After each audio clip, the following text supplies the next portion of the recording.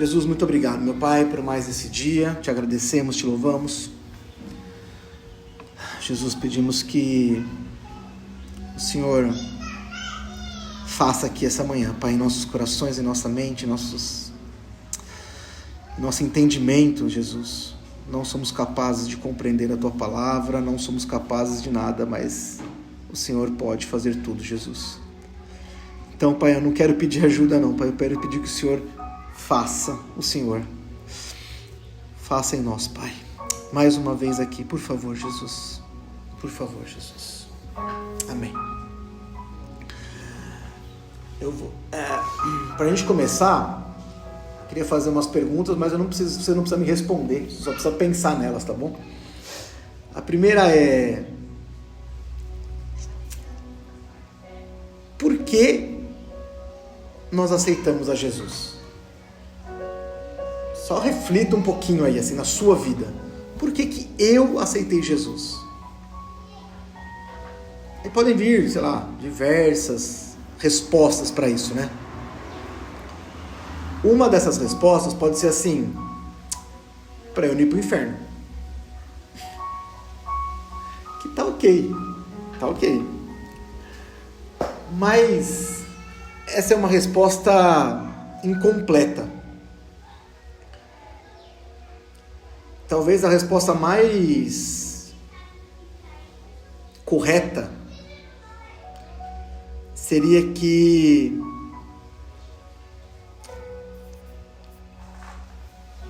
se Cristo morreu pelos meus pecados, eu preciso viver para a glória dele agora. Obviamente, o reflexo de não viver para Cristo é o inferno. Mas isso não pode ser a base, ou ser o centro, ou ser o porquê de alguma coisa. E aí eu quero explicar um pouco mais isso, né? Aqui nesse livro, A Teologia do Cachorro e do Gato, a analogia do livro é a seguinte, né? E aí só para explicar, né? Os autores aqui não são contra gato ou a favor, não é isso, assim, é só uma ilustração baseado no comportamento de um cachorro e de um gato dentro de casa, por exemplo, né? Os autores, inclusive, têm um gato e cachorro e eles narram isso com a diferença dos dois dentro de casa, né? Mas o fato é o seguinte, né? Eles falam o seguinte, ó: a teologia do gato é: você me ama, você me alimenta, então eu sou o centro. E a teologia do cachorro é: você me ama, você me alimenta, então você é o centro. Resumindo em outras palavras, Deus me salvou, Deus me libertou, Deus me curou, Deus me sustenta, então eu sou Deus. Jesus me curou, Jesus me salvou, Jesus me libertou, então Ele é Deus. Essa é a diferença. E isso parece muito óbvio, né? Sim, se a gente falar dessa maneira, parece tão óbvio, mas tão óbvio que a gente jamais falaria que a gente é Deus, ou que a gente é o centro. Mas muitas vezes, nossas ações e atitudes mostram o contrário. Mostram que o Evangelho, ele está girando em torno de nós mesmos e não em torno de Deus. E aí, resumindo um pouquinho aqui, mais um pouco, né, sobre a teologia do gato, que ele diz aqui, né? A teologia do gato, ela é um evangelho centrado no homem. Romanos 1:25 vai dizer assim: trocaram a verdade de Deus pela mentira, e adoraram e serviram a coisas e seres criados, em lugar do Criador, que é bendito para sempre. Então, qual é o ponto, né? Assim, quando a gente tem essa mentalidade,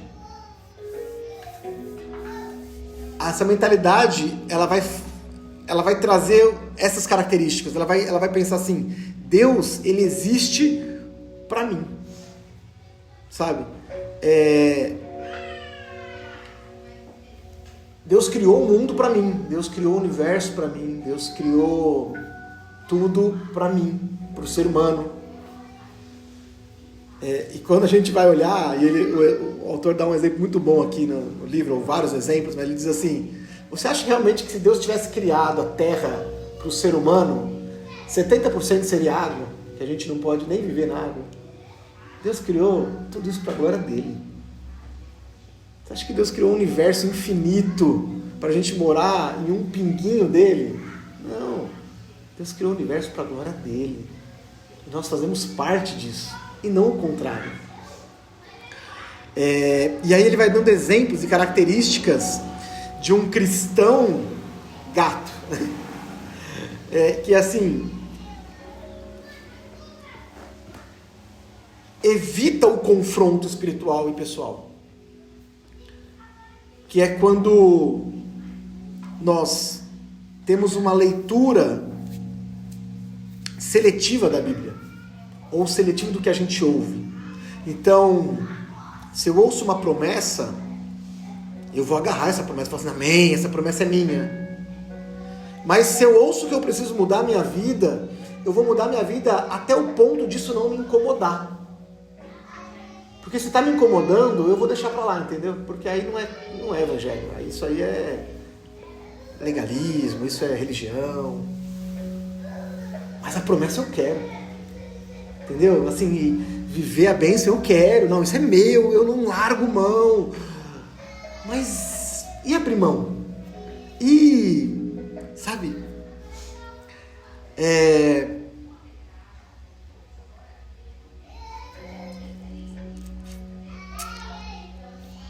ele dá alguns exemplos aqui que eu achei, até compartilhei com a Sabrina hoje de manhã no café da manhã, que eu não aguentei. A oração pode ser a mesma entre um crente gato e um crente cão, né? No sentido aqui que ele está dizendo. Mas o sentido é totalmente diferente. Ele dá um exemplo muito simples, ele diz o seguinte: a oração é simples, a oração é: Deus abençoe a minha igreja. A gente faz essa oração. Jesus, abençoe a nossa igreja aqui.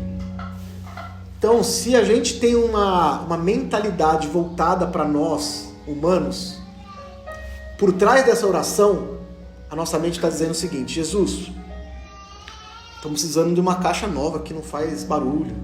Poxa, dá uma bateria eletrônica para nós. A gente está no microfone aqui. Jesus, sei lá, não é o caso aqui, mas é um exemplo, tá? Prepara um lugar pra gente. Isso é uma mentalidade que não está errada, mas ela é centrada em nós. Agora, se eu faço essa oração como um crente cachorro, como ele diz no exemplo aqui, por trás dessa oração vai estar assim: Jesus, nos dê sabedoria como igreja para a gente alcançar essa cidade toda. Jesus, nos dê fé suficiente para sair e curar as pessoas aqui.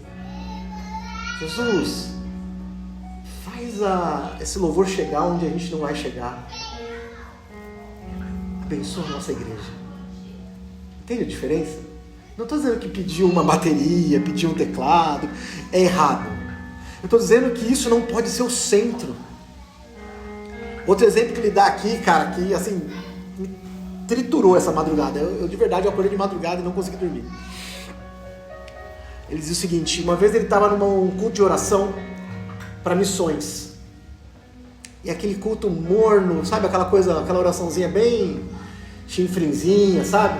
Abençoa, Jesus, abençoa lá, E aí de repente um dos irmãos na reunião lembrou de um irmãozinho que estava internado e começou a orar pelo irmão da igreja que estava internado. E a atmosfera mudou. Todo mundo começou a orar forte, a orar, a ajoelhar, a gritar, E aquilo, olha o entendimento, né? Ele falou assim: tá errado orar pelo irmão que está doente? Lógico que não. Mas olha a diferença do nosso coração. Por quê?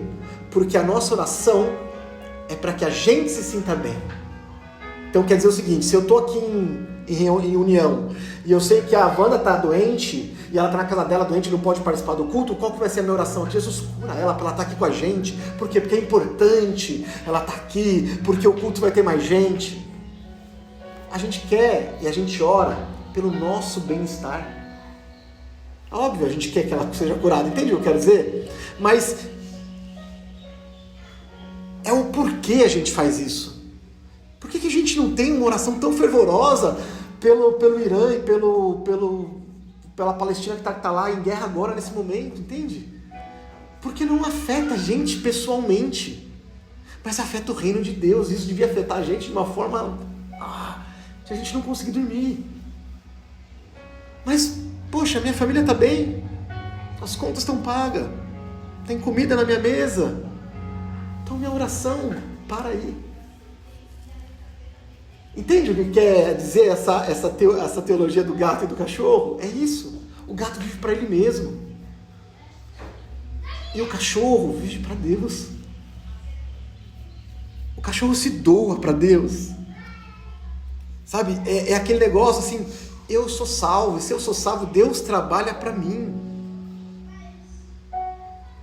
Será que Deus realmente trabalha para a gente? Será que a gente... Será que nós servimos a Deus ou a gente quer que Ele nos sirva nas nossas necessidades? De novo, aqui eu não estou recriminando oração, nem louvor que a gente cante, não é isso não. Porque às vezes o louvor mas é a maneira que a gente pensa que está errado. É a maneira que a gente vive que está errado. Não é o louvor que está errado, não é a oração que está errada, mas são exemplos que eu estou dando aqui, entende? Para a gente pensar um pouquinho o que está por trás da nossa oração, o que está por trás do nosso louvor. Cara, isso assim, de verdade, assim, ó, isso me doeu muito, assim, porque diversas coisas que eu oro e que eu faço, cara, é para mim, não é para Deus. Não é para Deus, assim, nunca foi, nunca foi. Então, eu oro para que Deus me abençoe. Eu oro para que Deus cuide da minha família. Está errado orar disso? Não, não está errado. Mas e se Deus não abençoar? E se Deus não curar? E se Deus não... Como é que vai estar o meu coração? Ah, não, mas eu estou magoado. Eu estou não sei o que lá. Não, porque Deus... Cara, quem disse que Deus tinha que fazer alguma coisa? De novo, não está errado orar pela cura de alguém. A Bíblia nos instrui a orar. Mas e se Deus não fizer? Ele é Deus. Entende? Mas se Deus não abençoar, Ele continua sendo Deus e Ele sabe o que é melhor. E a nossa condição é: eu vou buscar, eu vou servir. Não, agora eu vou me jogar aos pés de Jesus. Por quê? Porque eu preciso de alguma coisa. Porque a minha família precisa de alguma coisa. Então agora eu vou orar, eu vou jejuar, porque eu quero. Mas e se Deus não fizer? Quanto tempo a gente vai durar nessa empolgação? A gente vai ver que é passageiro. Vai durar 1 mês, 2 meses, 3 meses, 6 meses. Deus não fez nada, o que a gente vai fazer? Vamos seguir a vida aqui. Por quê? Porque eu sei que eu tenho que servir a Deus. Assim, senão eu vou para o inferno. Eu sei que é certo eu estar aqui por causa dos meus filhos, porque eu tenho que dar exemplo para eles. O que eles vão ser nesse mundo perdido? Está errado isso? Não está errado, mas você entende que a conotação é totalmente diferente? Eu estava falando para a Sabrina hoje de manhã também. Olha o que a gente faz com os nossos filhos. Filho, você quer assistir televisão? Você quer assistir um desenho? Você quer jogar videogame? Então primeiro você vai ler a Bíblia meia hora. Sabe o que a gente está ensinando para eles? Que se eu ler a Bíblia, eu vou ser recompensado por alguma coisa. Se eu for para o culto e ficar quieto, eu vou ganhar um sorvete. Sabe o que a gente está fazendo? Com todo o carinho do mundo, e não é nada, por favor, pelo amor de Deus, né? Entende isso, por favor. É que a gente está recompensando eles, porque se eles fizerem alguma coisa para Deus, eles vão ser recompensados. Indiretamente, é isso que a gente está ensinando. De novo, não está errado dar sorvete, não está errado mandar ler a Bíblia, mas é a conotação, entende? gente tem que falar, filho, você tem que fazer porque, cara, porque Ele é Deus. Eles não vão entender isso agora, eu sei disso. A gente não entende, e a gente é velho já. Imagina as crianças, entende? Mas é tanta coisa, gente, que eu nem sei, assim, eu vou falando aqui, depois a qualquer hora eu paro. Outro exemplo é a maneira que a gente ora. De novo, entenda isso assim, não está dizendo que a gente não pode orar desse jeito, mas o que está por trás disso é enraizado em nós, que é assim: Jesus, me ajuda a te buscar mais, me ajuda a te amar, me ajuda a amar o perdido. Essa oração está errada? Não, ela não está errada, mas isso pode estar dando uma conotação, se a gente estiver com o nosso coração errado, que é assim: Jesus, eu já fiz 70% do trabalho, mas eu não consigo fazer os outros 30%, o Senhor pode completar isso para mim? Cara, não é esforço nosso. A gente não pode, entende? Não é o que eu posso fazer, não é quanto, olha, eu cheguei até aqui, Jesus, daqui para frente é o Senhor que faz. Não é assim.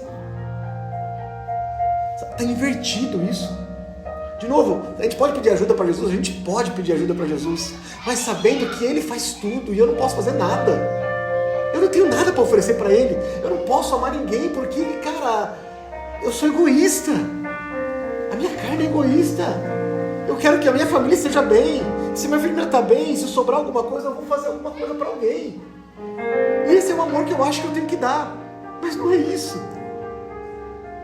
Entende como a gente é limitado a fazer uma oração egoísta porque a gente já acha que fez alguma coisa, que chegamos no nosso limite, e agora, se Deus não fizer, agora é o sobrenatural. Não, mas não fizemos.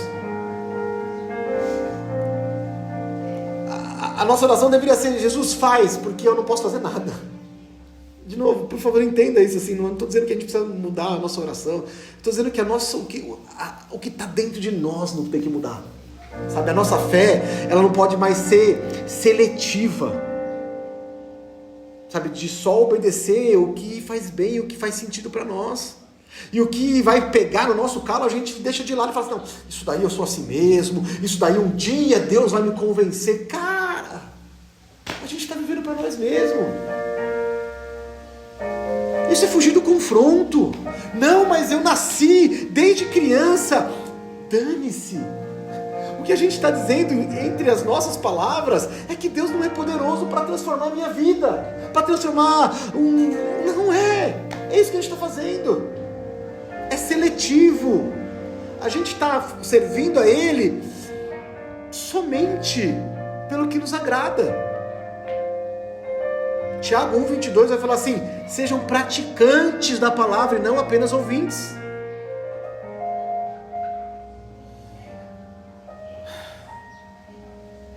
Ele dá até um exemplo lá, ele fala assim: muitos hoje tratam a Bíblia como um buffet espiritual. Então vai passando, um pratinho na mão, e fala: não, hoje não está bonito essa lasanha, eu vou me servir hoje de espaguete. Não, eu não gosto de peixe, eu vou comer carne. Sabe? A gente trata a Bíblia e Deus como isso sim, a gente escolhe o que a gente quer. A gente tá lá. Eu gosto do Salmo 23, mas espera aí, passar pelo vale da sombra da morte aí também já é demais. Sabe? É isso. O resultado disso em nossas vidas é uma fé frágil, é uma fé infantil. O que quer dizer isso? Que não cresce. Sabe? Que está sempre na mesma coisa, sempre a mesma situação. Mas é assim, um monte de... agora não sei mais. A gente está lá e as pessoas se levantam contra. Nossa, é sempre a mesma coisa. E o mundo de emprego é a mesma coisa, e não sei o que lá é a mesma coisa, e a pessoa fala a mesma coisa, parece que não muda. Por quê? Porque a gente não cresce. Porque a gente não quer. Porque a nossa fé é seletiva. E isso nos torna infrutíferos, gente. Infrutífero. Sabe, por mais que a gente é crente, por mais que a gente prega, por mais que a gente louva, nós somos infrutíferos. Porque a gente continua sendo seletivo. Sabe, em contrapartida, a gente vê lá, né, a teologia do cachorro, que é uma fé centrada em Deus. Salmo 115 vai dizer assim: não a nós, Senhor, mas ao teu nome da glória. Não a nós. João 3,30 vai dizer: é necessário que ele cresça e eu diminua.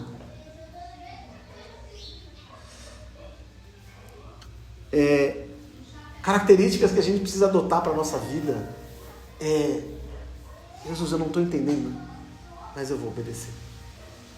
A gente não precisa saber, a gente não precisa ter a história toda, a gente não precisa ver o fim, a gente não precisa ter a promessa, eu não preciso ter alguém levantando e falar: eu te digo, vai, fique firme, continue. Não, eu só preciso obedecer. O que eu preciso obedecer, Senhor? É isso? Então eu vou obedecer. Se o Senhor prover, se for para a tua glória que aconteça isso, vai ser. Mas se não for também, glória a Deus, porque te proveu isso. Te proveu que seja assim.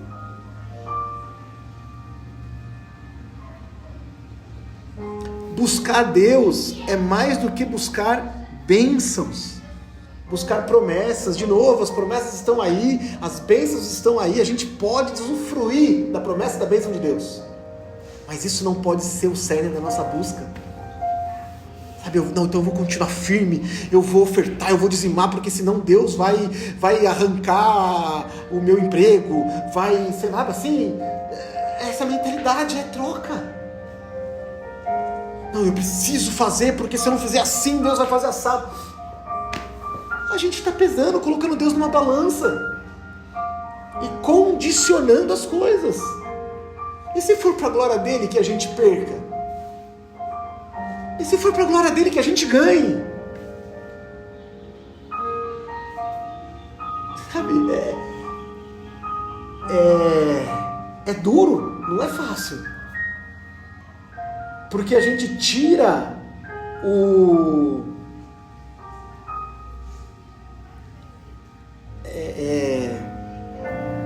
nosso desejo, o nosso ego da jogada. A gente precisa ter compromisso com o reino de Deus. Com o reino de Deus. O que é isso? É assim, estar mais preocupado com o que Ele deseja do que o que a gente deseja.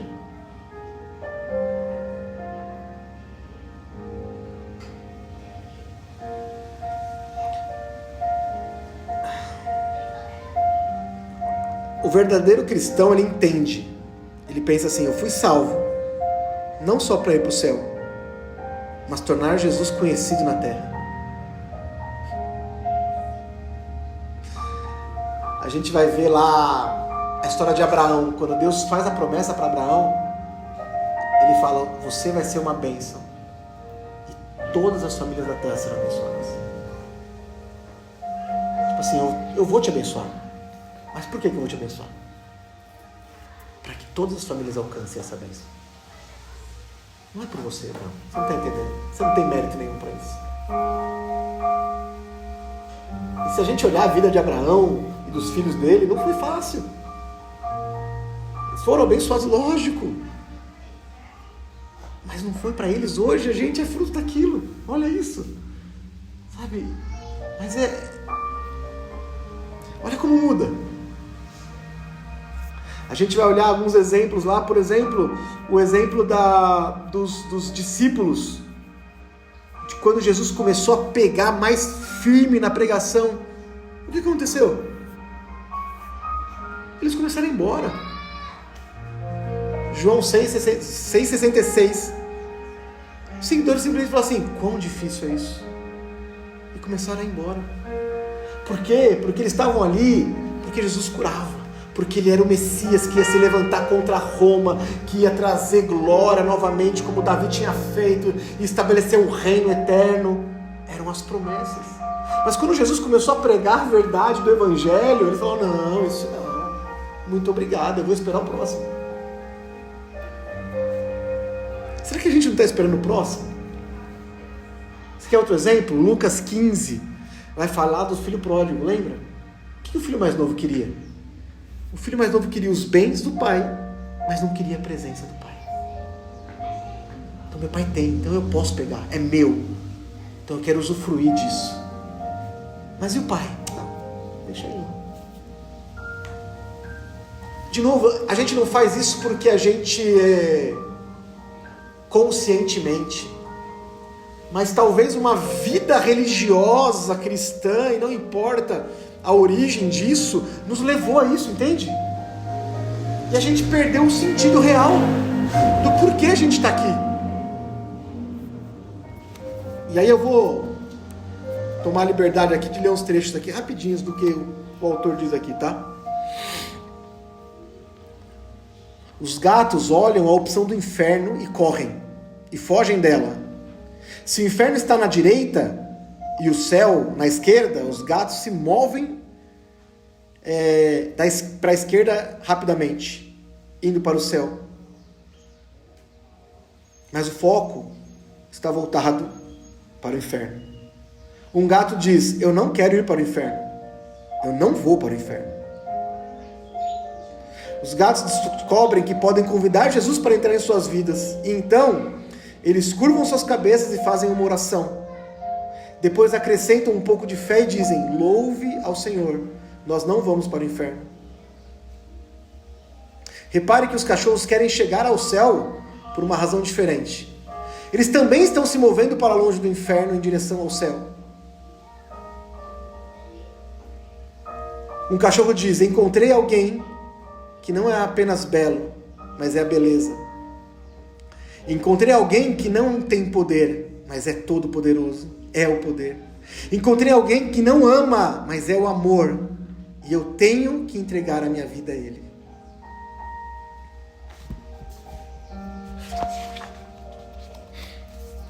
Você é cristão? Ah, sim, diz um gato. Eu fiz uma oração um dia. Eu me lembro. Eu estava na 6ª série e o pastor fez um apelo e algo me fez levantar do meu assento e eu sabia que era Deus. Lágrimas rolaram da minha face. Eu caminhei até a frente da igreja e entreguei a minha vida a Jesus. E como está a sua vida hoje? Bem, está ok. No casamento está mais ou menos. Os meus filhos estão passando por uma fase difícil. Mas eu não posso mais viver assim. Ah, ok. Como está o seu devocional? Bom, eu não estou fazendo. Eu sei que deveria fazer. Mas honestamente, eu estou meio assim com Deus. Mas você não é cristão? Sim, eu fiz uma oração. Olha o contraponto. Você é cristão? Sim, diz o cachorro. E como você sabe disso? Eu sou apaixonado por Cristo.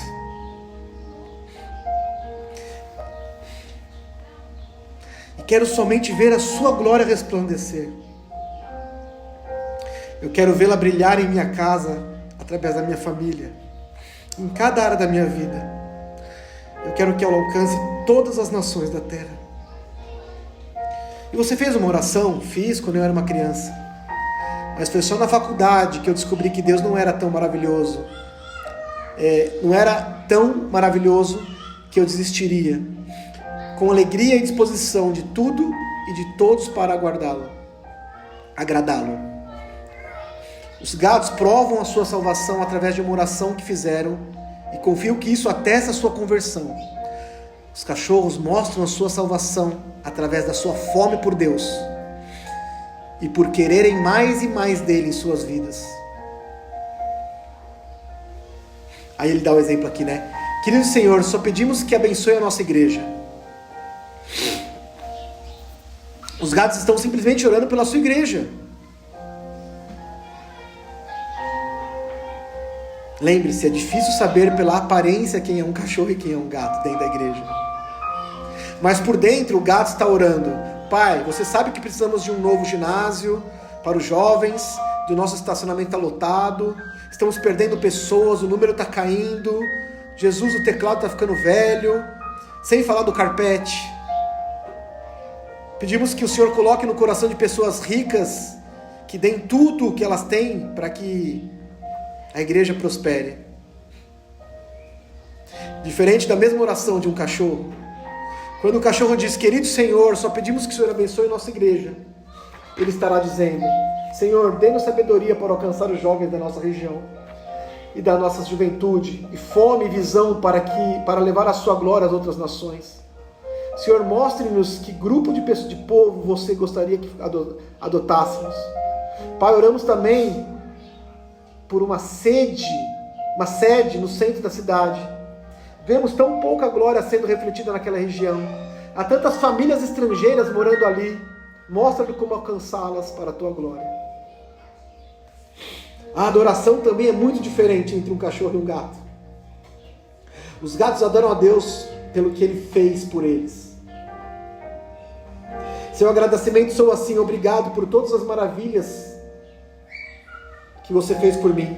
Você me sustentou, me protegeu, me deu isso, me deu aquilo. Muito obrigado. Não existe nada de errado com isso. Mas é tudo por você, você e você. O cachorro adoram a Deus essencialmente pelo que Ele é. Depois pelo que Ele fez por eles. Seu agradecimento soa assim, Pai, você é Deus maravilhoso, misericordioso e justo. Sua criatividade é surpreendente e seu esplendor é magnífico. E Pai, você é um Deus de amor. Você ama os muçulmanos, os hindus, os budistas e nos ama.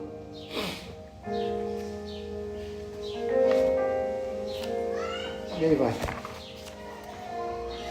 Para os gatos, o sucesso é definido através dos olhos dos homens. Quão grande é a nossa igreja? Quantos batismos temos?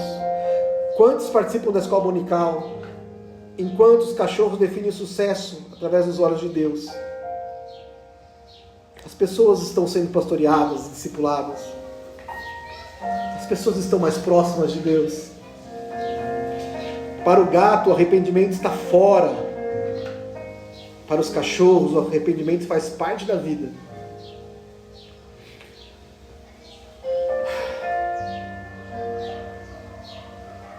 Os gatos anseiam por diversão na igreja.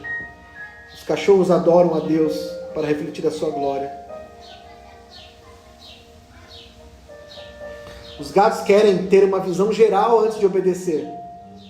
Os cachorros estão felizes por obedecer por um pouquinho que Deus dá. Os gatos acreditam que a igreja está em paz e os cachorros acreditam que a igreja está em guerra.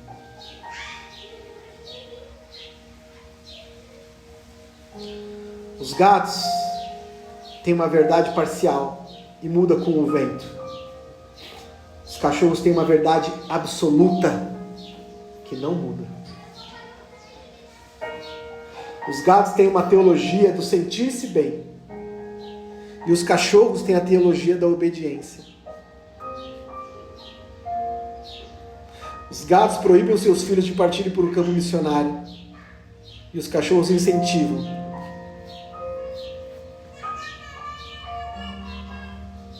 Os gatos não podem visualizar um Deus amoroso mandando alguém para o inferno. Os cachorros entendem e sabem que o inferno existe. E Deus é santo e justo e promete julgar o pecado.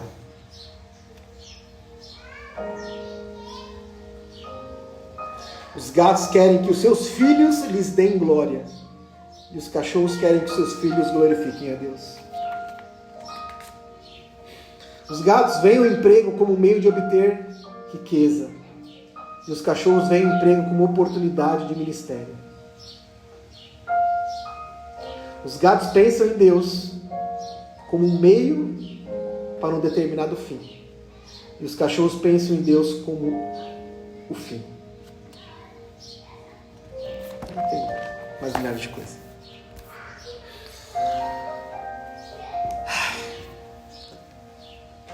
Eu não sei se dói tanto em vocês como dói em mim, sabe? Mas acho que serve aí pra gente refletir, sabe? A gente está vivendo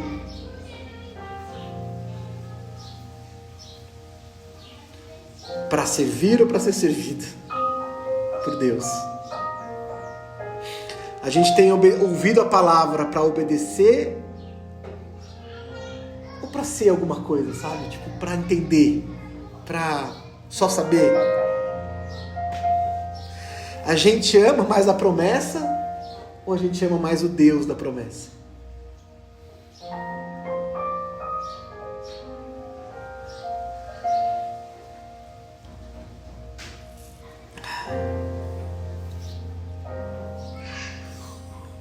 É algo que a gente precisa pensar muito, gente.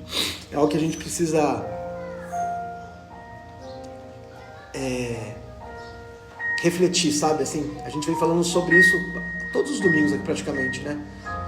De como a gente precisa mudar a nossa maneira de entender Cristo, né? Como simplesmente estar ou participar de um culto não significa absolutamente nada. Participar de uma igreja não significa absolutamente nada se o nosso coração não está centrado nele.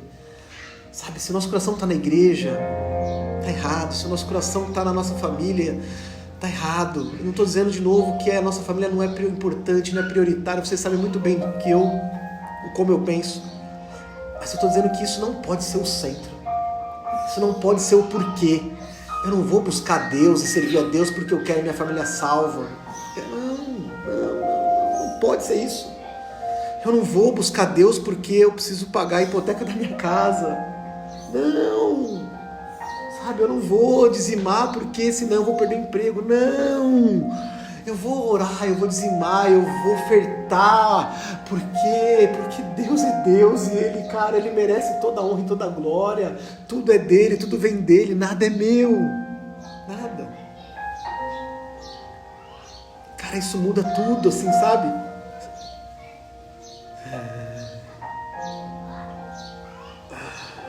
Está até escrito aqui, ó, o cachorro diz: você me acaricia, você me alimenta, você me abriga, você me ama, você deve ser Deus. E o gato diz: você me acaricia, você me alimenta, você me abriga, você me ama, então eu devo ser Deus.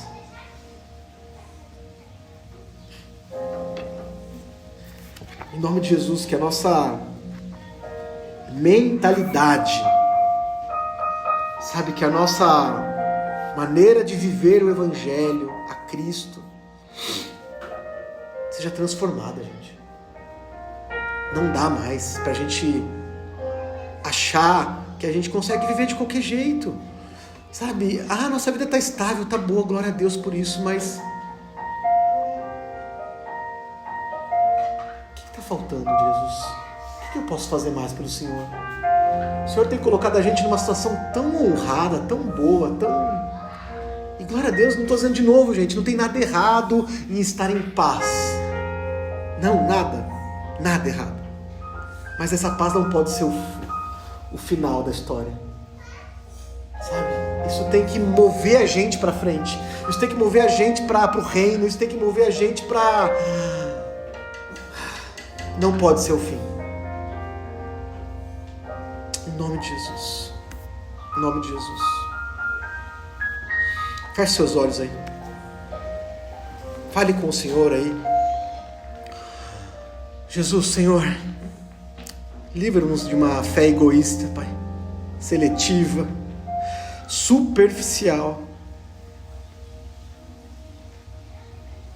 Pai, destrona o eu, o ego do nosso coração, Pai. E coloca o Teu nome no centro, coloca o Senhor no centro da nossa busca, da nossa adoração, Jesus. Nos dá um espírito humilde, Pai, disposto a obedecer, a servir, a viver para a Tua glória, Jesus. Perdoa-me, Pai, perdoa-nos aqui por tantas vezes buscarmos as Tuas mãos, mas não o Teu rosto, Jesus. Não a Tua face, Pai. Buscarmos as Tuas bênçãos, o Teu favor, mas não buscar o Senhor de verdade, Jesus.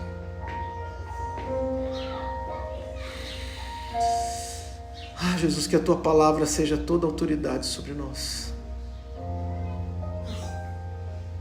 Por favor, Jesus, por favor, Jesus, por favor, Jesus. Por favor, Jesus.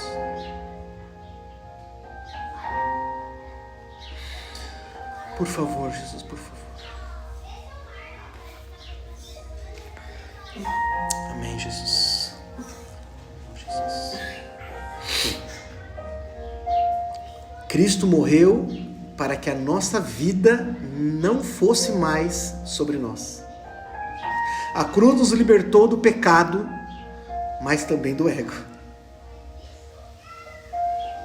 Se a gente recebeu a graça, então a gente tem que ser transformado por ela.